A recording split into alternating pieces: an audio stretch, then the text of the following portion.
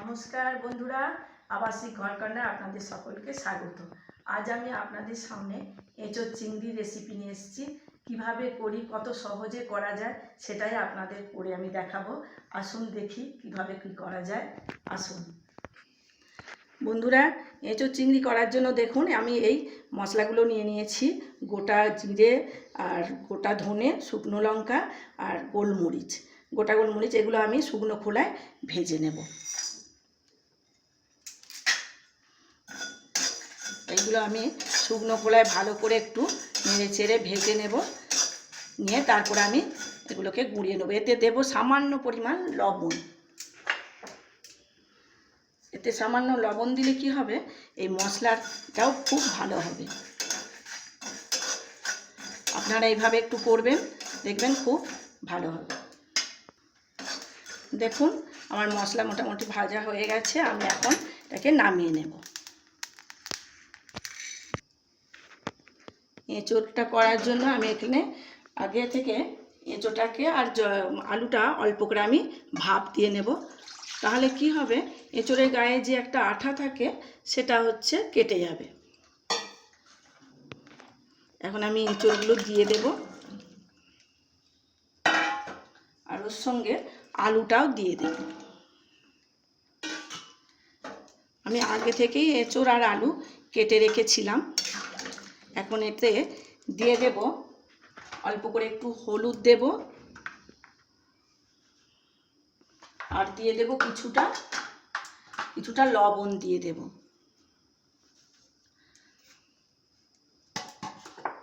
এখন একে আমি হালকা করে নেড়ে ছেড়ে নিয়ে তারপরে আমি একে চাপা দিয়ে দেব।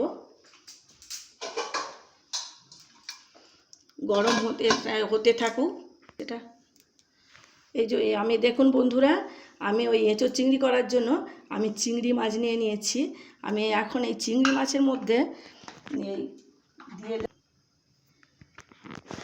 কিছুটা হলুদ দেব, কিছুটা লঙ্কা গুঁড়ি, আর দেব কিছুটা লবণ।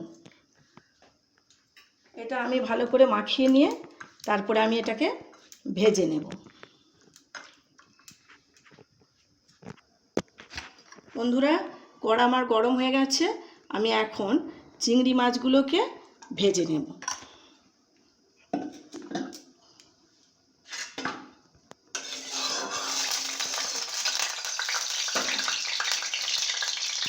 চিংড়ি মাছ ভাজতে গেলে কড়াটাকে একটু বেশি গরম করে নেবেন, যাতে তেলটা গরম হয়ে যায়। তেলটা ভালো গরম হলে তারপর চিংড়ি মাছগুলো দিলে কী হবে, তাহলে আর গায়ে লেগে যাবে না।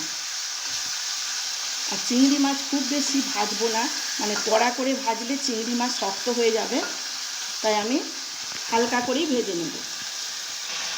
দেখুন বন্ধুরা, আমার চিংড়ি মাছ হালকা করে ভাজা হয়ে গেছে, আমি এখন তুলে নেব।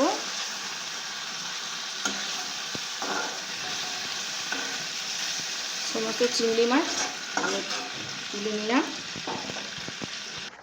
বন্ধুরা, চিংড়ি মাছ ভাজতে ভাজতে আমার এদিকে এঁচোড়টাও ভাপানো হয়ে গেছে, আমি এখন এগুলোকে সব তুলে নেব। এইভাবে সমস্ত আমি তুলে নেব। বন্ধুরা, আমার কড়া গরম হয়ে গেছে, এখন আলুগুলোকে ভেজে নেওয়ার জন্য কিছুটা আমি সরষের তেল দিয়ে দিলাম।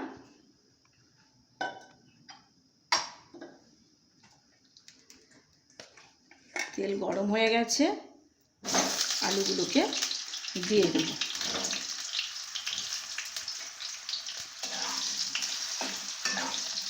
আলুগুলো এইভাবে আমি লাল লাল করে ভেজে নেব।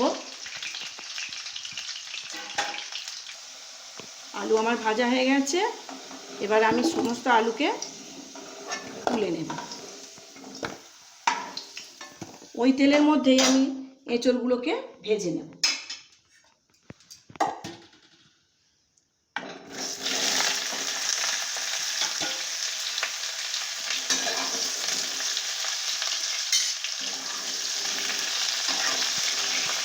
এঁচোড়গুলোকেও হালকা করে ভেজে তারপরে আমি তুলে নেব। দেখুন এঁচোড় আমার ভাজা হয়ে গেছে, এবার আমি তুলে নেব। যখন আপনারা এঁচোড়টা ভাজবেন একটু হাই ফ্লেমে ভাজবেন, তাহলে কি হবে বেশি এঁচোড়েতে তেল টানবে না, এঁচোড়টাও ভালোভাবে ভাজা হয়ে যাবে। এখন আমি সমস্ত এঁচোড়কে এভাবে তুলে নেব। আমি যে আলুটা আর এটা ভেজেছিলাম সেই তেলের মধ্যে সামান্য তেল অ্যাড করে এর মধ্যে দিয়ে দেব তেজপাতা আর গোটা গরম মশলা। এই গোটা গরম মশলাটাকে ভালো করে একটু নাড়াচাড়া করে নিয়ে এর মধ্যে আমি দিয়ে দেব কুচানো পেঁয়াজ। আমি এখন অল্প করে একটু পেঁয়াজ দেবো, মানে অল্পই পেঁয়াজ দেব, কুচানো পেঁয়াজটা। তারপরে আমি যেহেতু আমি একটু পেঁয়াজ বাটাও দেব, সেই জন্য কুচানো পেঁয়াজটা আমি একটু অল্পই দিলাম। এভাবে আমি পেঁয়াজটাকে নেড়ে চেড়ে নেব। পেঁয়াজটা লাল লাল করে একটু ভাজা হয়ে গেলে, যতক্ষণ না এই পেঁয়াজটা ভালো করে ভাজা হচ্ছে, আমি এইভাবে আমি নেড়ে চেড়ে নেব। দেখুন হালকা লাল লাল মোটামুটি ভাজা হয়েছে। এই অবস্থায় আমি দিয়ে দেব 1 চামচ পেঁয়াজ বাটা। বাটা পেঁয়াজটা দিয়ে কিছুক্ষণ নেড়ে চেড়ে নেব।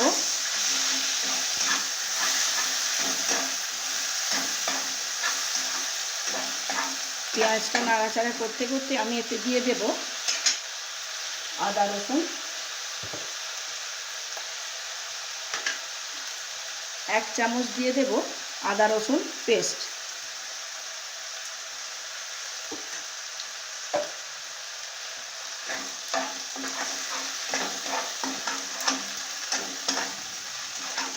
এই আদা রসুনের কাঁচা গন্ধটা যতক্ষণ না যায় আমি এইভাবে হালকা করে নাড়ি চাড়ি নেব।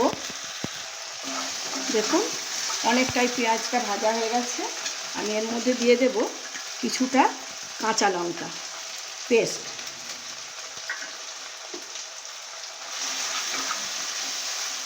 তারপরে দিয়ে দেব আমি টমেটো পিউরি, 2 চামচের মতো টমেটো পিউরি দিয়ে দেব।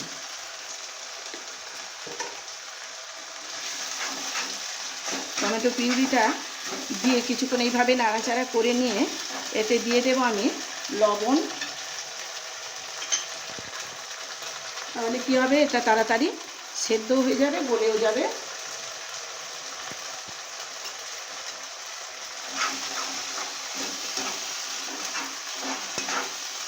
এটা আমি এইভাবে ভালো করে ভাজতে থাকবো। ভালো ভাজা হয়ে গেলে তারপরে আমি যে গুঁড়ো মশলাগুলো আছে সেগুলো আমি দেব। দেখুন আমার পেঁয়াজ আদা রসুনের টমেটো কাঁচা গন্ধটা চলে গেছে। আমি একেবারে গুঁড়ো মশলাগুলো দিয়ে দেবো।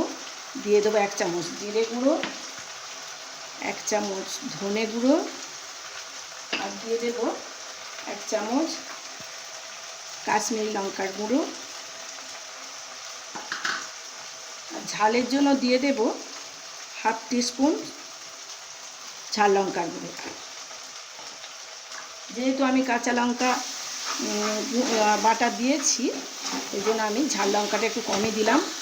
কাশ্মীরি লঙ্কাটা দিয়েছি কেন, ওটা শুধু রঙের জন্য, ওতে তো বেশি ঝাল হবে না।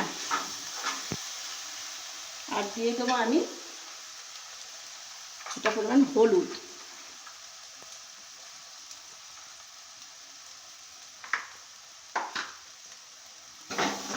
এগুলো দিয়ে সমস্ত মশলা আমার দেওয়া হয়েছে। আমি এখন এটাকে ভালো করে একটু কষিয়ে নেব। দেখুন আমার মশলা একদম কষানো রেডি। এখন দিয়ে দেবো আমি যে ভেজে রেখেছিলাম আলু আর এঁচোড়টা, সেটা আমি এখন এতে দিয়ে দেব। এটাকে দিয়ে কিছুক্ষণ আমি এভাবে কষতে থাকবো। ভালো করে কষানো হলে তারপরে আমি চিংড়ি মাছটা দেব। এইভাবে আমি কিছুক্ষণ কষে নেব। আমি হালকা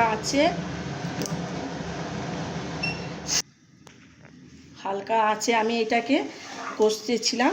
এখন যখন আপনারা কষবেন একটু আঁচটা কম দিয়ে দেবেন, তাহলে কি হবে, হালকা করে আঁচে কষলে, চাপা দিয়ে কষলে আরও তাড়াতাড়ি সেদ্ধটাও ভালো হয়ে যাবে, আর এ থেকে যে জলটা আছে সেটাও বেরিয়ে যাবে, এঁচোড় থেকে জল থাকলে সেটা যা বেরিয়ে যাবে। এর মধ্যে আমি দিয়ে দেবো এখন আমি যে চিংড়িটা ভেজে রেখেছিলাম সেই চিংড়িটা এখন আমি ওতে দিয়ে দেব।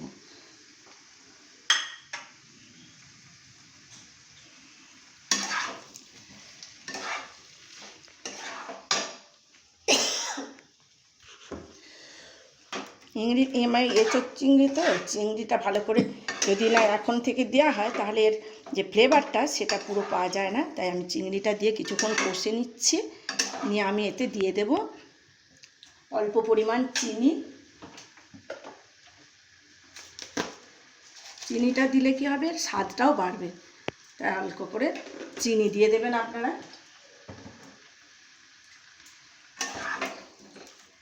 চিনিটা দিয়ে এভাবে নাড়াচাড়া করে নিয়ে আমি দিয়ে দেব এখন হালকা উষ্ণ জল।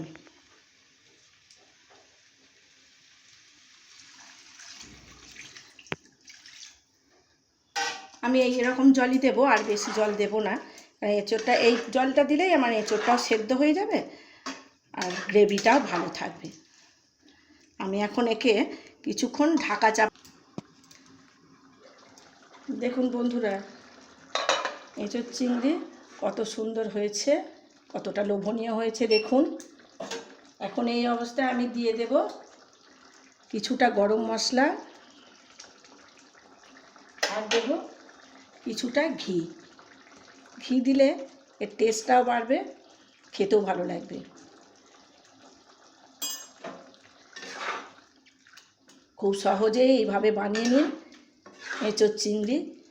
দেখুন কত সুন্দর হয়েছে, আপনারা ঘরে এইভাবে বানিয়ে খাবেন, খুব ভালো লাগবে। তৈরি হয়ে গেল আমার এঁচোড় চিংড়ি। আমি নামিয়ে আপনাদের দেখাচ্ছি। বন্ধুরা, আমার এঁচোড় চিংড়ি একদম রেডি। দেখুন আমি যেমনভাবে করলাম আপনারা এইভাবেই করবেন। আপনাদের বাড়িতে কোনো গেস্ট আসলে তাদের এরকম করেই তৈরি করে খাওয়াবেন, দেখবেন ভালো লাগবে তাদেরও। আপনারা যেমনভাবে আমি করেছি আপনারা সেইভাবে তৈরি করে খাবেন। আর আমার এই এঁচোড় চিংড়ি রেসিপি আপনাদের কেমন লাগলো আপনারা কমেন্টের মাধ্যমে জানাবেন।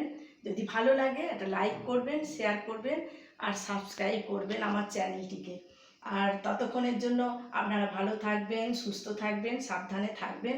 দেখা হচ্ছে কোনো নতুন ভিডিও নিয়ে, ততক্ষণের জন্য টাটা।